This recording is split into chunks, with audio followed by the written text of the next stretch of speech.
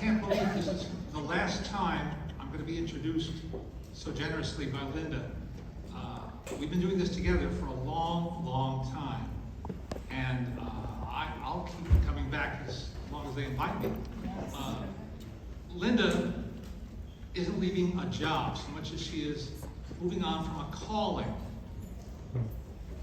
That's what it takes to fight the good fight, to save things in Los Angeles that deserve to be saved.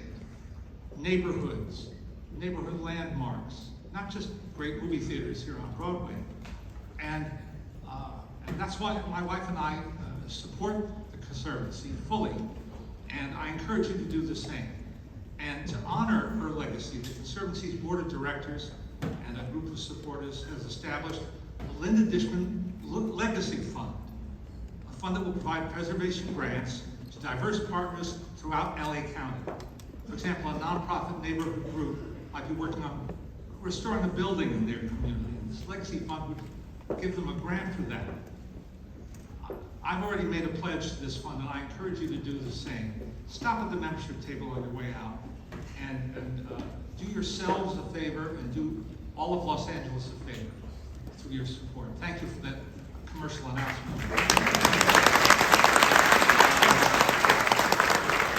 Now to tonight's main attraction, Vertigo. How many people have never seen Vertigo?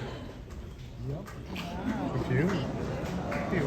How many, by applause, how many people have never seen Vertigo on a theater screen? I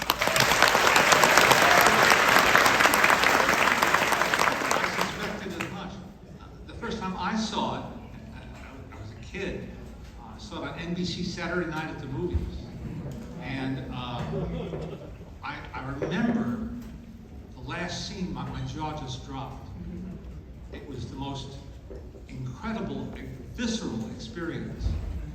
And though I admire and love the film, I've never had that reaction again, because I know the ending. So all of you who are seeing it for the first time, you're in for a special treat. Those of you who like to analyze and inspect and go through Hitchcock's work with a fine-tooth comb, you'll be satisfied too, I'm sure. What an incredible decade this was for him. Think about this. Strangers on a Train, one of my favorites of his, 1951.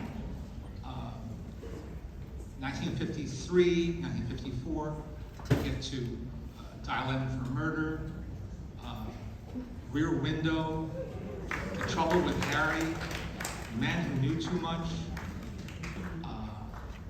then The Wrong Man with Henry Fonda, then this in 1958, followed by North by Northwest.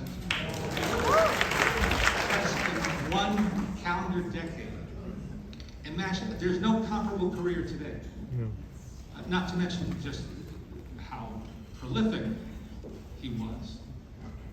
Always seeking new challenges and never resting on his laurels, never. And in the middle of this, hosting a weekly television show, which made him a household face as well as a household name, and a household silhouette, I guess you could say. So he was inarguably the most famous movie director on the planet. And as I say, he didn't coast on that reputation at all. He bit off everything he could, every time it bad. And for those of you who may have a sort of a stereotype image of Jimmy Stewart as the aw shucks Jimmy Stewart of earlier years, in the 50s, his persona changed dramatically, making those hard-bitten westerns with Anthony Mann and making several films with Hitchcock. Rear Window being my favorite in that grouping. Just an example of how versatile he was and how willing he was to challenge himself.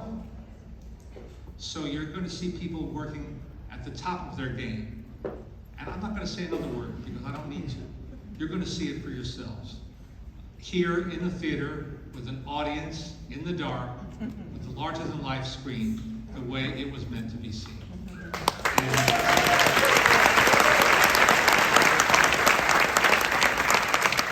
for that, I thank the Conservancy again, and I thank you all for being here. Have a good night.